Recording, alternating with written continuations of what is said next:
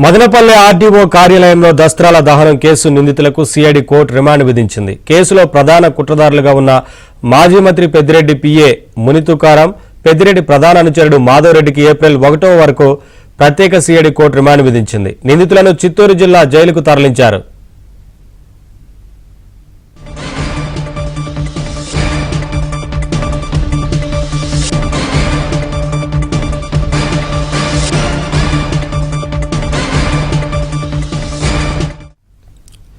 Madanapalle RDO కార్యాలయంలో దస్త్రాల దహనం case నిందితులకు సిఐడి కోర్టు రిమాండ్ విధించింది.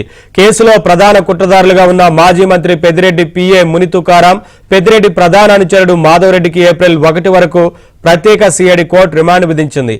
నిందితులను చిత్తూరు జిల్లా జైలుకు తరలించారు.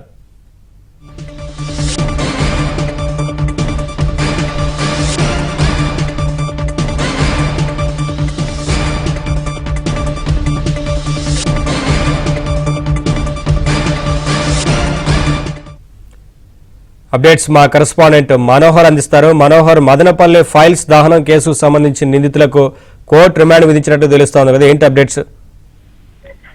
నవీన్, 2004 జూలై 27వ తేదీ మదనపల్లి సబ్ కలెక్టరేట్ లో ఫైళ్లు దహనం సంబంధించినటువంటి కేసులో ఇప్పటికే అనేక మందిని కూడా సిఐడి పోలీసులు అరెస్ట్ చేసి రిమాండ్ కు తరలించినటువంటి పరిస్థితి. అయితే ఇందులో ప్రధానంగా ఎవరైతే మాజీ మంత్రి పెద్దిరెడ్డి రామచంద్రారెడ్డి పిఏ తుకారంతో పాటు ఆయన ప్రధాన అనుచరుడిగా ఉన్నటువంటి మాధవరెడ్డి ఇద్దరు కూడా అప్పటింటి కూడా చాలా కాలం తప్పించుకుని తిరుగుతున్నటువంటి పరిస్థితి. అందులో భాగంగానే వాళ్ళు సుప్రీంకోర్టు కూడా ముందస్తు బెయిల్ కోసము వెళ్ళినటువంటి నేపథ్యంలో కోర్టు కూడా దీనిపైన తిరస్కరించింది.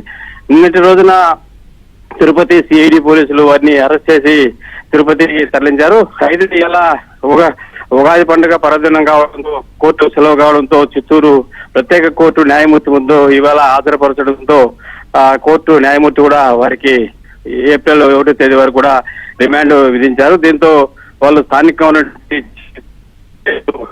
పరిస్థితి. అయితే ఇందులో ప్రధానంగా అనేక మంది పైన కూడా కేసులు నమోదు చేసి అరెస్ట్ చేసినటువంటి సిఐడి పోలీసులు ఈ కేసును కొంత దూకుడు పెంచి మరింతగా లోతుగా విచారణ చేపట్టి ఎవరైతే ఈ కేసులో ప్రధానంగా ఉన్నటువంటి వ్యక్తులు వారిని కూడా అరెస్ట్ చేసి ఒక కొలికి తెచ్చేటువంటి ప్రయత్నం మీదే ముమ్మరంగా కొనసాగుతుందని చెప్పాలి. Naveen, thank you Manohar.